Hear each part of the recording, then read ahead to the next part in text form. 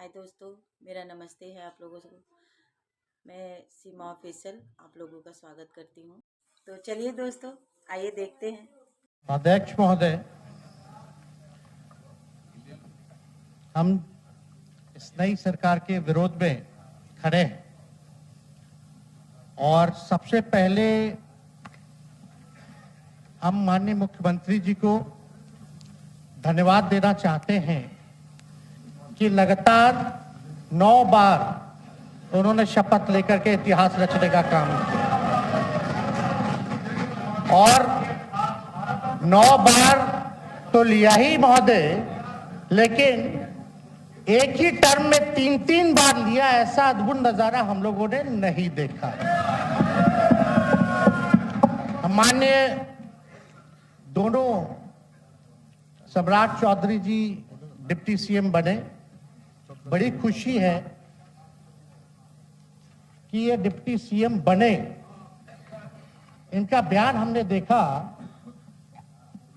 कि भाजपा जो है इनकी मां, भाजपा पार्टी जो है मां, लेकिन हम तो कहना चाहते हैं आरजेडी ना आपकी मां हुई ओरिजिनल। तो आप तो पहले हमारे दल में ही थे। आपके दल में नहीं। अच्छा, चलिए ठीक है, चलिए कोई बात नहीं, आप अस्वीकार कीजिए, लेकिन जनता तो इस बात को जानती है। हमें खुशी है कि साथ में दो डिप्टी सीएम बने और विजय सिन्हा जी भी डिप्टी सीएम बने, स्पीकर पद पे भी रह लिए, नेता विरोधी दल भी रह लिए और डिप्टी सीएम भी रह लिए। इन्होंने भी इतिहास रच दिया, एक टर्म में 3-3 पद इन्होंने भी पा लिया। तो ये आप सोचे थे कि नहीं विजय बाबू? अरे आपके दिमाग में आया था कि आप एक टर्म में स्पीकर भी, डिप्टी सीएम भी। माननीय मुख्यमंत्री जी हमारे लिए आदरणीय थे, हैं और हमेशा रहेंगे। हम इनकी इज्जत हमेशा करते आए हैं और करते रहेंगे।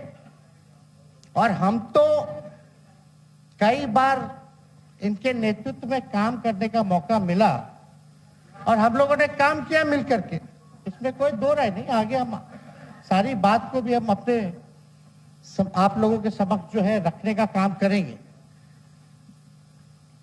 अब कई बार माननीय मुख्यमंत्री जी जो है इस बात को बोलते रहे हैं कि मेरा बेटा जैसा हो, कई बार बोलते हैं और हम भी अपना मानते हैं, अपने गार्जियन मानते हैं।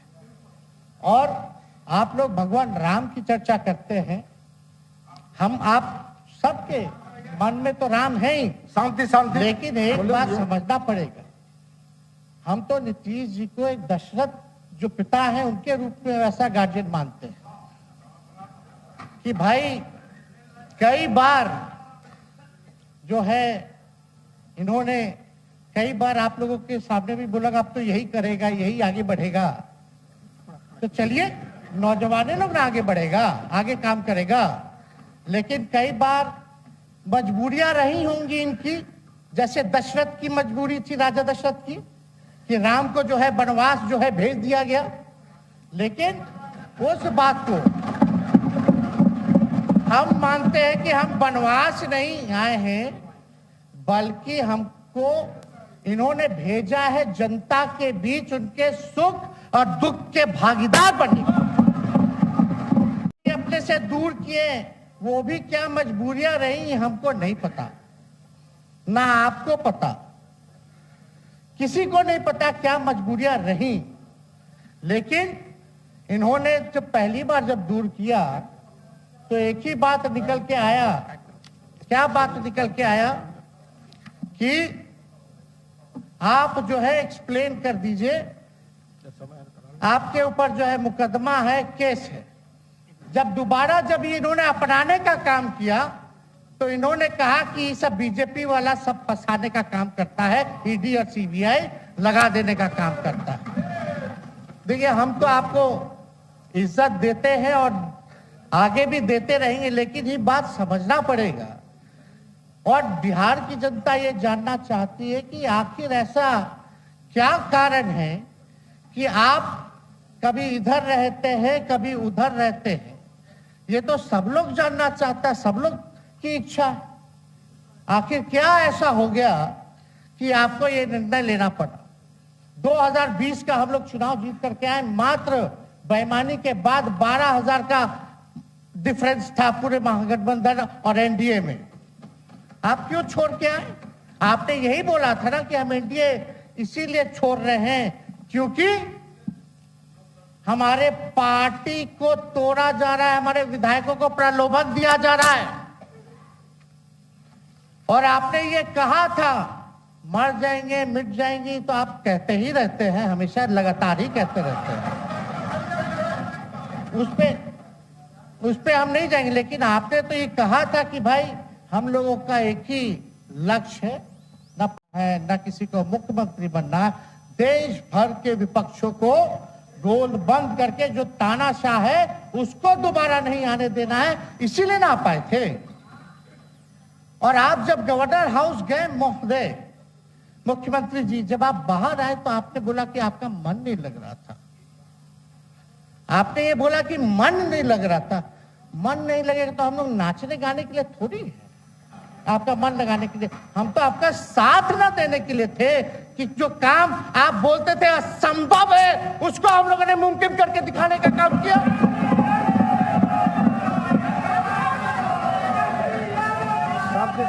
आपने 2020 के चुनाव में क्या कहा था?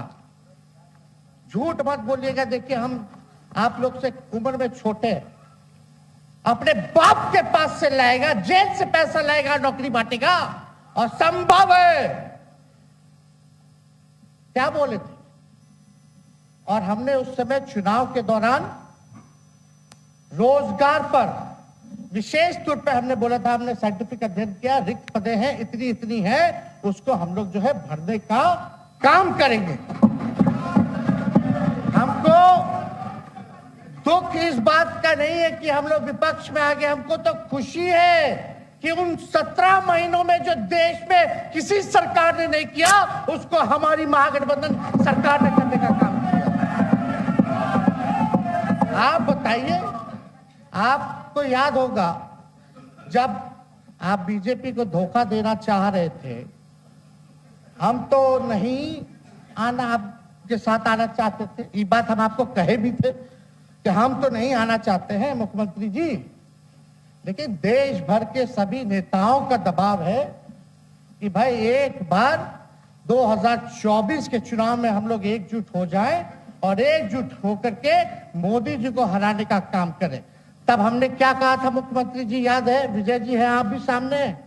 हम कहते मुख्यमंत्री जी हम सरकार में नहीं आएंगे, हम बाहर रह करके आपको समर्थन देंगे और आपके सरकार को कोई खतरा नहीं होगा, आप चलाइए सरकार, निफिक्र होकर के चलाइए, क्योंकि हम देश से भगाने का काम करें उस सांप्रदायिक शक्तियों को, जो विचारधारा है, जो समाज में जहर बोने का काम करती है, उसको हम लोग भगाने का काम करें। इसीलिए ना हम लोग एक साथ आए थे, और तो कोई कारण नहीं था। अब हम को बताना हम नहीं चाहते हैं कि दशरथ तो नहीं चाहते थे राम वनवास जाए, लेकिन कैकेयी जरूर चाहती थी कि राम जो है वनवास चले जाएं।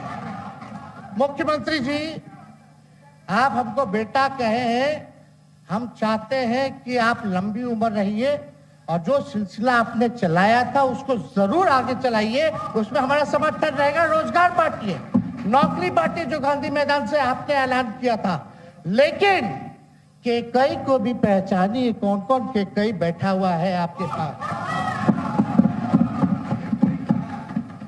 सम्राट चौधरी जी पगड़ी पहनते, फालतू अगर आप पहनते हैं, उतारने का बात करते हैं, ये सब करो, फिल्म का शूटिंग चल रहा है महोदय, अब बांध लिए पगड़ी, चलो आओ मैदान में, अब खोलिएगा। अरे हम कोई गलत बात नहीं है, सुन लो यार, नवीन जी सुनिए ना, पथ निर्माण मिल जाए, बहुत कृपा होगी, आप आगे काम कीजिएगा, बैठिए ना। और दोस्तों, मैं इसी तरह आप लोग को अच्छी अच्छी न्यूज़ लाकर देती रहूँगी। धन्यवाद। और दोस्तों, अगर मेरी चैनल की वीडियो आप लोगों को पसंद आती है तो प्लीज़ आप लोग सब्सक्राइब करते जाएं